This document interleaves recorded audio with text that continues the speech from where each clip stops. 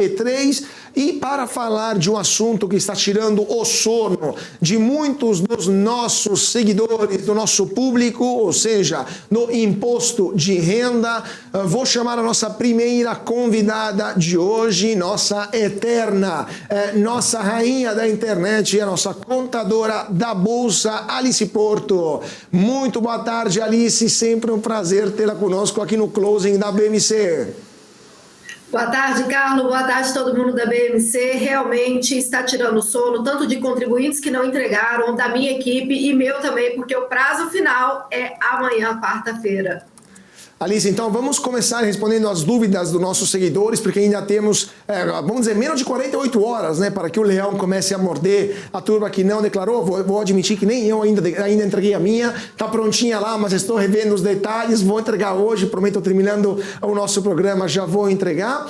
Mas, Alice, o que você achou nesse ano das mudanças? Vou começar uma pergunta genérica, porque depois eu vou pegar as perguntas aqui do nosso público. O que você achou da mudança do programa da Receita este ano? Todo ano tem alguma atualização, agora teve mudança esse ano também, atualizado o programa para o IR pré-compilado, né, para muita gente. O que você achou, o que mudou e se foi algo positivo ou mais atrapalhou o contribuinte?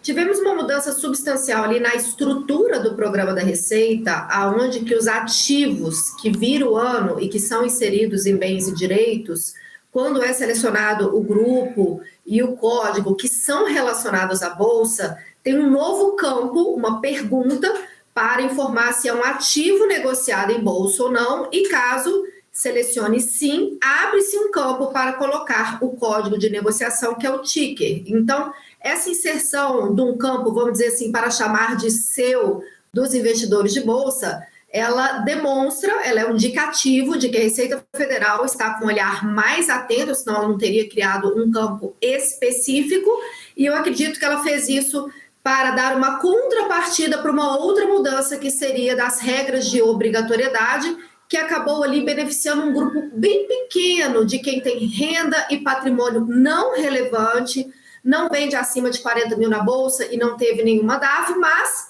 quem continua obrigado por esse campo específico aí, a Receita Federal já demonstra que vai ter uma fiscalização e um olhar bem mais atento. Então, é um campo que todo investidor de bolsa tem que ter muita atenção para não preencher incorretamente ou até mesmo esquecer de preencher. Esse ponto que você falou da maior atenção da Receita na arrecadação. Você que é contadora, que tem muitos anos de experiência também, de relacionamento também com a Receita Federal, você percebeu que a Receita, a pergunta é essa, se você percebeu que se a Receita Federal está mais atenta, vamos dizer assim, está mais cuidadosa para arrecadar mais recursos porque o governo está precisando de recursos, ou você acha que esse é um comportamento normal da Receita, nada mudou mesmo com a mudança do governo? Porque vimos também um aumento também das fiscalizações em algumas empresas, vimos uma tentativa de mudança também no CARF, né, no voto de Minerva do juiz do CARF. Você acha que a Receita está fechando um pouco o cerco em relação aos contribuintes para tentar arrecadar mais, ou simplesmente são questões rotineiras de mudanças do IR? Acho que temos dois pontos aí muito importantes. O primeiro é a própria proposta ali da MP de mudança na tributação para investimentos no exterior. Isso aí demonstra claramente uma avidez desenfreada aí por mais arrecadação, porque vai tirar uma isenção dos 35 mil para quem investe lá fora, que hoje o investidor das bolsas americanas tem. Apesar de diminuir o percentual, também colocou ali uma possibilidade de pagar antecipadamente o imposto de um ativo que nem vendeu. Então, seria ali uma coisa histórica, porque isso nunca aconteceu. Toda tributação, ela só ocorre no momento da venda, no momento de realizar. É claro que, se não cair, né, vai ter mais arrecadação para a Receita, mas ela ainda está em processo ali no Congresso, então a gente não sabe se de fato vai acontecer. Mas todos os anos, o que já podemos afirmar com certeza é que a quantidade de CPFs bloqueados, o nome técnico é pendente de regularização, aumenta todos os anos. A Receita ela não divulga esse dado especificamente de qual CPF foi bloqueado por ser investidor de bolsa, mas empiricamente ali no cotidiano, como nós temos, eu falo que eu não tenho seguidores, eu tenho investidores de bolsa, porque a única coisa que eu falo é tributação, a gente percebe muito pelo direct esse aumento de CPFs com problemas e as pessoas acabam procurando a gente para poder regularizar. Então tem o fato concreto de que todos os anos há uma crescente de CPF bloqueado, já mostra um olhar atento, e temos aí 2 indícios, né, que é um campo específico para a Bolsa, o que indica que ela vai querer ter um olhar mais atento, vamos ver como é que ela vai de fato agir sobre isso, e essa MP que já está vigente, mas tem um prazo ainda que pode ser revogada, pode ser alterada, e isso aí já é um indício claro de uma grande avidez aí por arrecadar mais, e o investidor ficando com prejuízo em relação a essa nova tributação para bolsas americanas. Vamos lá então, Alice. Antes de passar a palavra para a Isa, para a pergunta dela, só queria falar que o Mike aqui está dizendo que aprendeu muito com a Alice como declarar imposto de renda. Isso me motivou a ficar confortável para investir na Bolsa. Então esse é o comentário do nosso seguidor aqui no YouTube sobre a contadora da Bolsa. Isa, sua pergunta para nós, Alice Porto. Alice, boa tarde. Tiveram algumas regras, né, mas para a declaração de imposto de renda de ações, as novas regras, como, né, teve essa alteração, muita gente teve dúvida, quais foram essas novas regras para a declaração de ações, né? E qual que é o propósito aí? Seria para aumentar os investidores na Bolsa com essa nova regra? Isa, excelente ponto a ser levantado, e inicialmente essa nova regra de obrigatoriedade para entrega, ela gerou uma euforia, porque aparentemente parecia que iria favorecer os investidores de bolsa, mas bem examinada, na verdade tem uma pegadinha escondida ali. Então, a gente tinha um cenário onde que todos os investidores de bolsa, e aí cabe não só as pessoas que investem em ações, mas também em fundos de investimento imobiliário, em fiado, opções, termo, qualquer ativo que é negociado em bolsa. Se tinha CPF na nota de corretagem, que é o documento gerado por quem investe na Bolsa, era obrigado a entregar a declaração anual. Com a nova regra, a Receita retirou esse universo apartado dos investidores, que todos eram obrigados a entregar a declaração, e colocou no universo do cidadão comum, onde existem ali sumariamente 5 perguntas que tem que se fazer, que é ter uma renda superior a R$ 28.559,70 ano, dá em média R$ 2.380 mês de rendimentos tributáveis. Então, se a pessoa respondeu sim para essa pergunta, já está obrigado a entregar a declaração anual. Respondeu não, ela tem que passar por todas as outras perguntas, que seria a segunda também de renda, rendimentos isentos e não tributáveis ou sujeito a tributação exclusiva definitiva, somatório do ano superior a 40 mil, está obrigado a entregar a declaração. Perceba que essas duas perguntas que eu já iniciei, elas nem tocam no universo de bolsa. Elas são perguntas abrangentes para todos os cidadãos brasileiros. Então, todo mundo tem que se fazer essa pergunta para entender a obrigatoriedade. A terceira pergunta seria ganho de capital rural, que é o nosso agro brasileiro, se o somatório anual for superior a R$ 142.798,50, também está obrigado. 2 perguntas de patrimônio. Tem um patrimônio superior a R$ 300 mil em 31/12/2022? E quando a gente fala patrimônio, Isa e Carlo, e o pessoal que está todo aqui assistindo, é casa, carro, ativos de bolsa, que inclui ações, BDR, ETF. Então, não importa a natureza do patrimônio. O somatório, se for acima de 300 mil, está obrigado a entregar a declaração anual. E, por último, também relacionada a patrimônio, quando há uma venda com ganho de capital, mesmo que esse ganho de capital esteja dentro daquela brecha de isenção de 180 dias de imóvel, não importa. Estaria obrigado a entregar a declaração anual. Então, passou por esses 5 pontos, respondeu não para todos. Tem mais 2 perguntinhas, que são os novos critérios que a Receita inseriu e que valem só para investidor de bolsa. Somatório de vendas no ano, todas as vendas, superior a 40 mil, está obrigado a entregar a declaração, ou caso tenha tido uma única guia DARF no ano. E aí, por que, retomando já o meu juízo de valor sobre essas normas que eu dei ali no início, por que aparentemente pareceu que era bom, que iria beneficiar os investidores de bolsa? Porque, de fato, quem não tem renda relevante, que são os 3 primeiros critérios, ou patrimônio relevante, seria menos um obstáculo para poder entrar na bolsa, porque assim como o seguidor entrou aí, poxa, a Alice me deixou tranquila, porque a gente sabe que é um obstáculo. Muitas pessoas deixam de entrar na bolsa com medo dessa parte de tributação. Porém, agora que entra o pulo do gato. E todo mundo que está aqui presta bastante atenção, porque amanhã é o último dia. Tem uma regrinha que é muito benéfica para todos os investidores de bolsa, que ela foi suprimida dessas novas regras.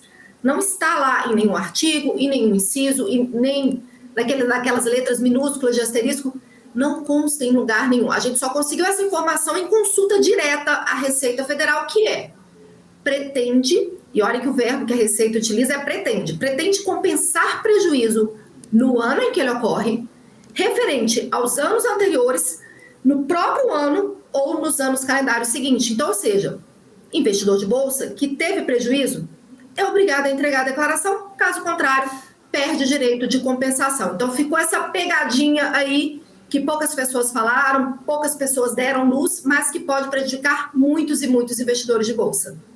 E aí mais um sinal da voracidade, né, da Receita, porque se a pessoa não declarar, não fizer a declaração, ele perde o direito de compensar esse prejuízo, então vai ter que pagar imposto em cima dos ganhos dos anos seguintes, né? Então, pegadinha do malandro e sem uma clara explicação, né, Alice? Falando nisso, eu só queria fazer mais uma pergunta, Alice, sobre, você falou do aumento dos CPFs que caem na malha fina, né?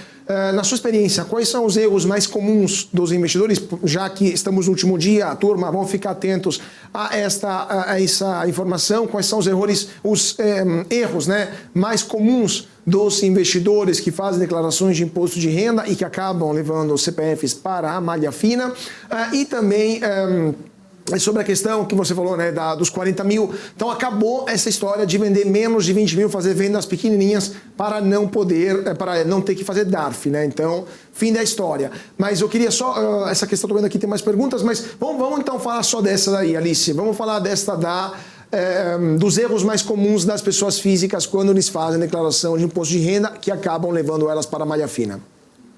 Vou falar desses 2 erros mais comuns, mas deixa eu só fazer uma correção, senão a gente vai incorrer num erro aqui. A regra da isenção dos 20 mil, ela permanece, porque ela é uma regra da tributação. É só as regras de obrigatoriedade, os critérios de obrigatoriedade que mudaram. E essa confusão que você fez, Carlos, ela se espalhou na internet, porque a gente já tinha ali aquele número fixo, 20 mil, que é para regra de tributação e cálculo, e na hora que a Receita insere mais um critério, falando que há um 40 mil, as pessoas elas tendem a fazer essa confusão. Mas o que a gente tem que deixar muito claro é que existem as regras de obrigatoriedade de entrega e existem as regras de tributação.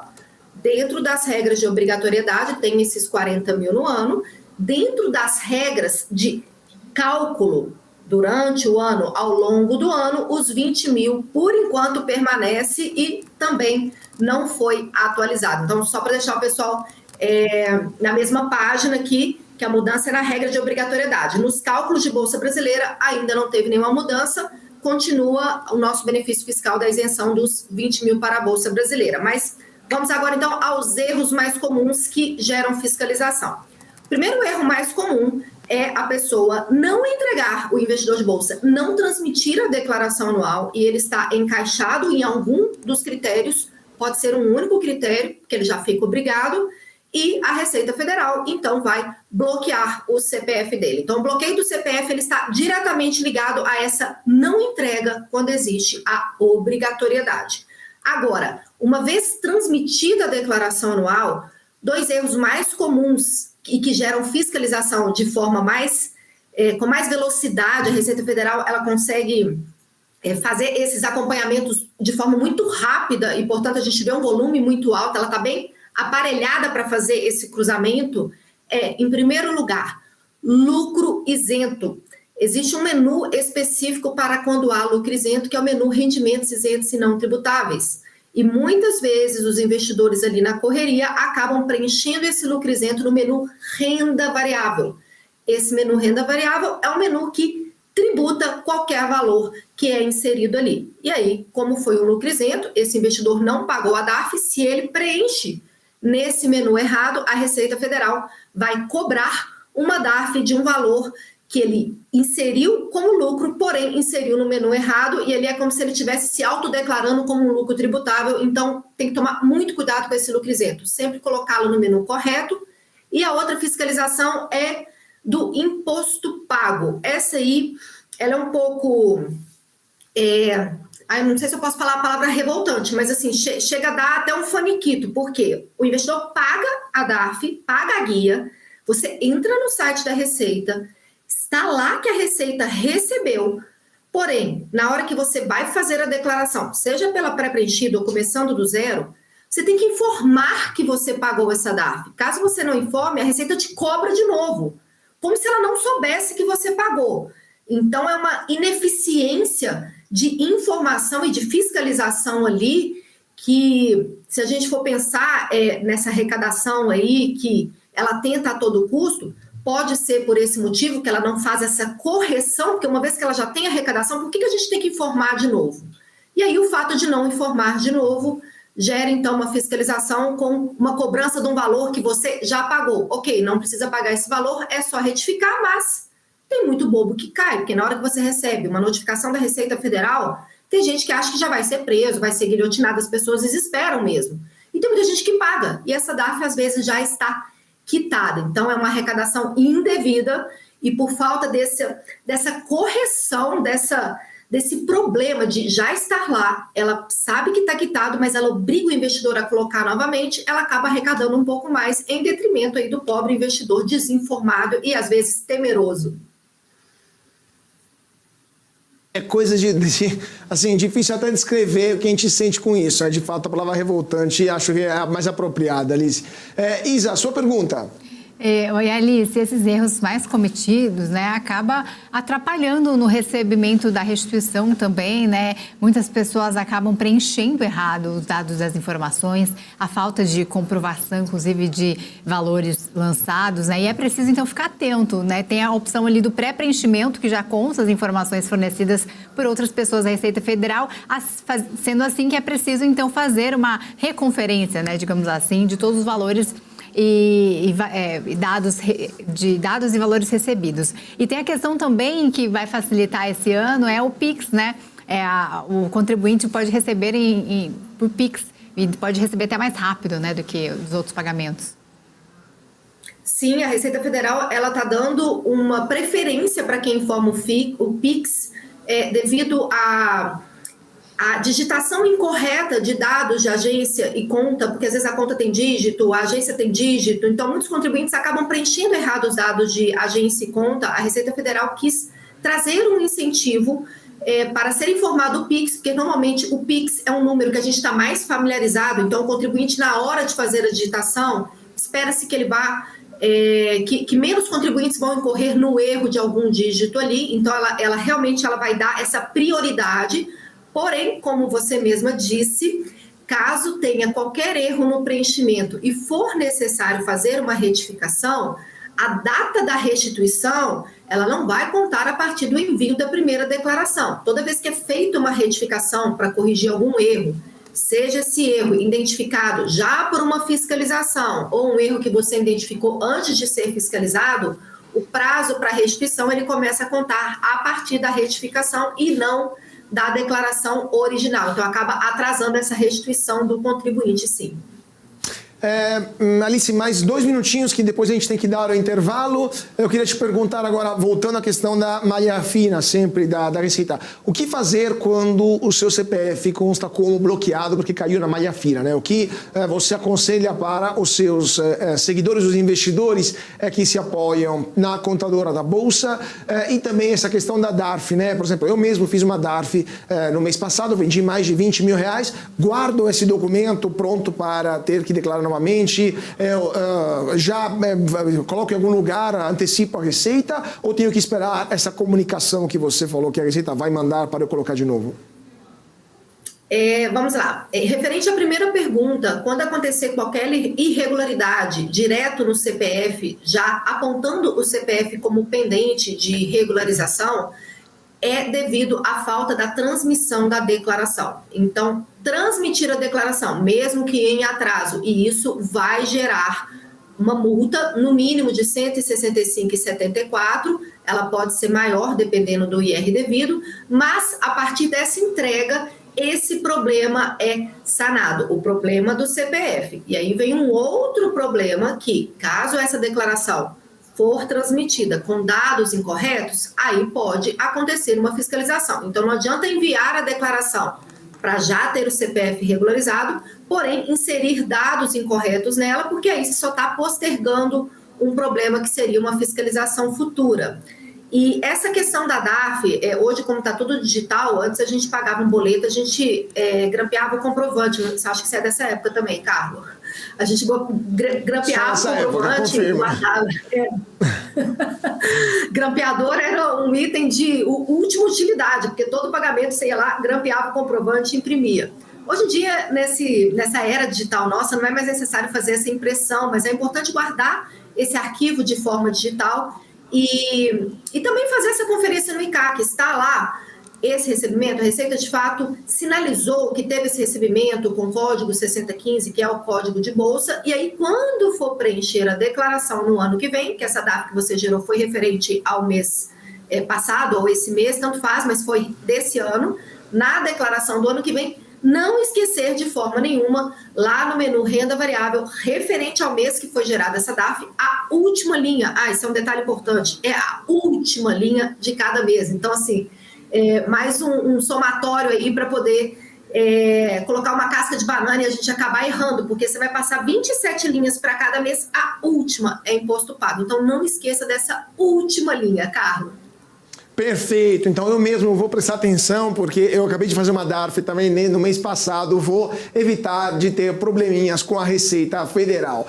Muito obrigado a nossa Alice Porto, a contadora da Bolsa, por ter explicado pra gente quais são os últimos detalhes, né, a prestar muita atenção no último dia para declarar o imposto de renda. Sempre um prazer tê-la conosco aqui no Closing da BMC. Eu que agradeço, um grande abraço a todos vocês, e quem está aí do outro lado, se não fez nada da declaração, cuidado nessa questão de entregar para depois retificar, porque você não consegue retificar a opção por tributação. Você pode retificar tudo, mas se você selecionar o modelo completo ou simples, depois não pode retificar. Então, se você vai correr para fugir da multa e depois quer retificar, presta bastante atenção nesse campo aí, é a minha mensagem final para os desesperados da declaração. Obrigada, pessoal. Perfeito. Obrigado. Brigadíssimo, Alice. E vamos para mais um rápido intervalo. Voltamos já com a nossa segunda convidada de hoje para falar de ações. Bolsa aqui a 2 minutos do final do pregão. Continua em queda, menos 1,09% para o Ibovespa nesse momento. Então não saia daí, porque voltamos em 2 minutinhos.